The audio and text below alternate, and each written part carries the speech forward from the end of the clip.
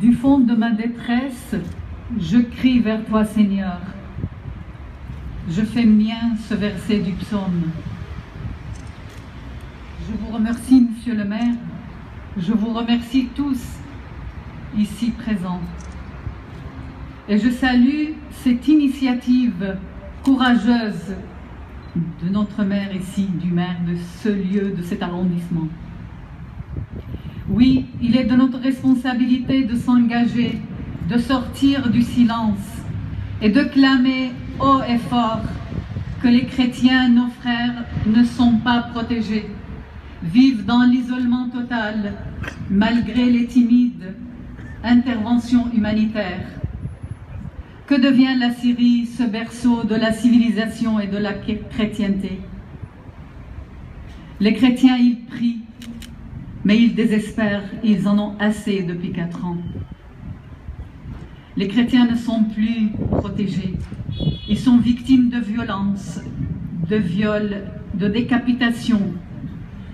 Les églises sont brûlées, les écoles bombardées, les hôpitaux ciblés.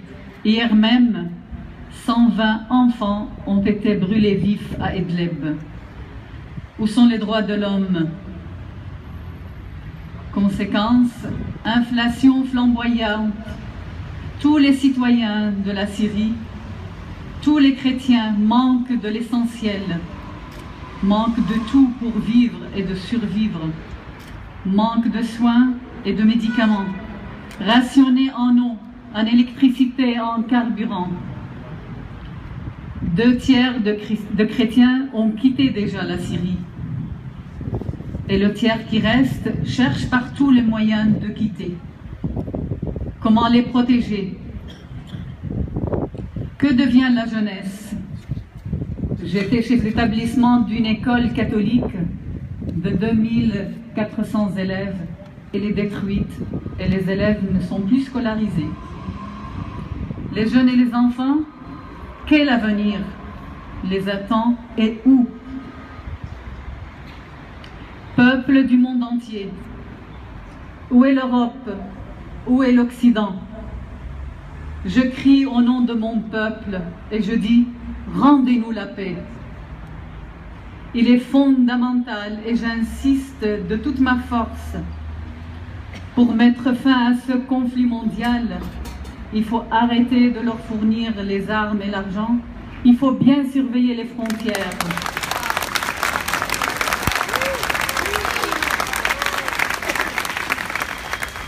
Assurer la sécurité et la protection de ceux qui restent de ce pays.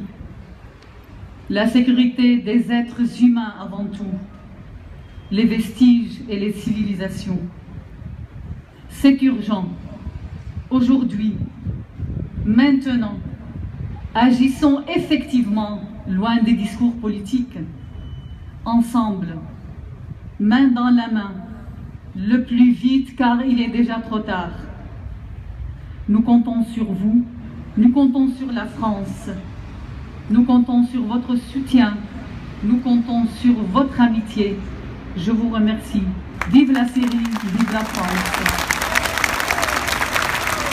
Monseigneur Athanasios, évêque de l'Église copte orthodoxe de France. Merci, Monsieur le maire. Demain, je vais au Caire et je serai très heureux de pouvoir lui présenter tout cet amour chrétien, musulman, juif, non-croyant réunis pour la vérité. J'étais très frappé par ce que disait Monseigneur Gollnisch, notamment pour une chose qui semble anecdotique, cette femme qui lui disait comment faire et qu'avec le temps, elle arriverait à pardonner. Eh bien, voyez-vous, vous savez qu'il y a eu 21 jeunes Égyptiens qui ont été massacrés en Libye. Et la mère qui a perdu 2 de ses enfants, elle a dit tout simplement qu'elle demandait à Dieu de laisser entrer dans sa maison les bourreaux de ses 2 fils. Ils avaient 23-25 ans. Parce qu'ils avaient permis à leurs fils d'entrer dans le royaume des cieux. Les chrétiens prient, les chrétiens aiment la paix, les chrétiens aiment la vérité, et ils sont toujours prêts par la prière à faire en sorte que le mal sera toujours abattu. Question de patience. Question de patience, mais comme dit saint Paul aux Hébreux, chapitre 11, verset 35, les uns se laissèrent torturer, refusant leur délivrance, pour obtenir un bien meilleur, la résurrection. Et voyez ces jeunes gens, il suffisait d'un mot pour apostasier, ils avaient la vie sauve, mais ils ont préféré entrer au paradis. Sans doute êtes-vous au courant de ce livre noir de la condition des chrétiens dans le monde. Et c'est un joli pavé de 800 pages. Et si vous ne l'avez pas tous lu, je vous engage à essayer de le parcourir. Parce qu'avec 100 à 150 millions de croyants empêchés de vivre leur foi, le christianisme est la religion la plus persécutée au monde, selon cet ouvrage collectif qui veille à ne pas nourrir la caricature « Jésus contre Allah ». Non. Ce livre noir est en effet dépourvu de la moindre intention apologétique ou polémique et vise seulement à souligner l'ampleur du phénomène. Mais vous le connaissez, vous l'avez entendu par tous les témoins, par tous ceux qui vivent en Irak, en Syrie, qui sont ici, qu'on retrouve à Sarcelles ou dans nos banlieues.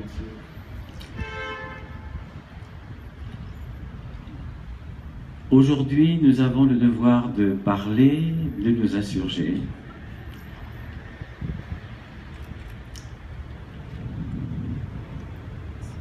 Les chrétiens sont numériquement les plus persécutés, notamment parce qu'ils sont la principale communauté religieuse avec 2 à 3 milliards de croyants. De plus, comme les autres auteurs, je parle des auteurs, il s'agissait de Monseigneur Michel Di Falco, du dominicain Timothy Radcliffe et de André Riccardi, le fondateur de la communauté Santé Gidio, cette communauté qui est très engagée en faveur de la paix dans le monde.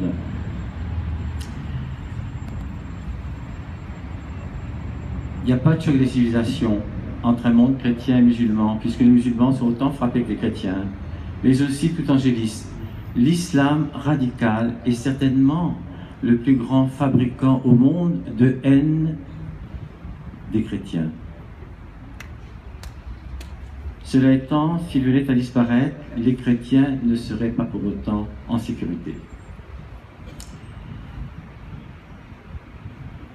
Je voudrais aussi remercier toutes ces personnes, notamment notre ami, le grand rabbin Haïm Korsia, qui est là, qui a dit aussi dans ce livre que nous devons tous faire entendre notre voix, nos insurgés. Et de même, l'imam de la grande mosquée de Bordeaux, Tarek Obrou, disait que c'était une véritable aberration les violences commises au nom de l'islam. Et je voudrais terminer, je suis de l'Église copte orthodoxe, je pars demain au Caire, notre patriarche va consacrer de nouveaux évêques qui vont aussi devoir se défendre dans tous les coins d'Égypte et ailleurs.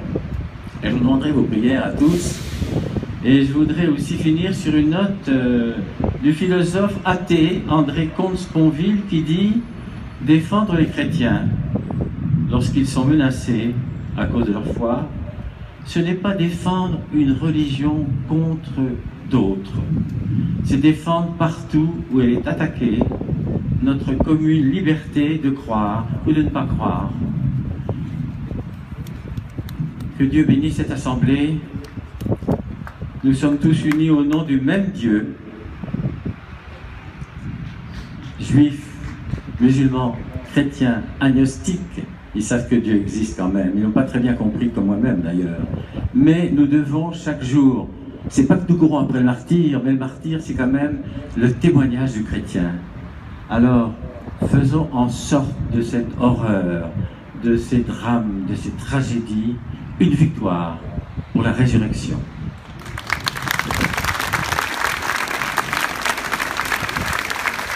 Monsieur Anouar Bidej, vice-président du Conseil français du culte musulman.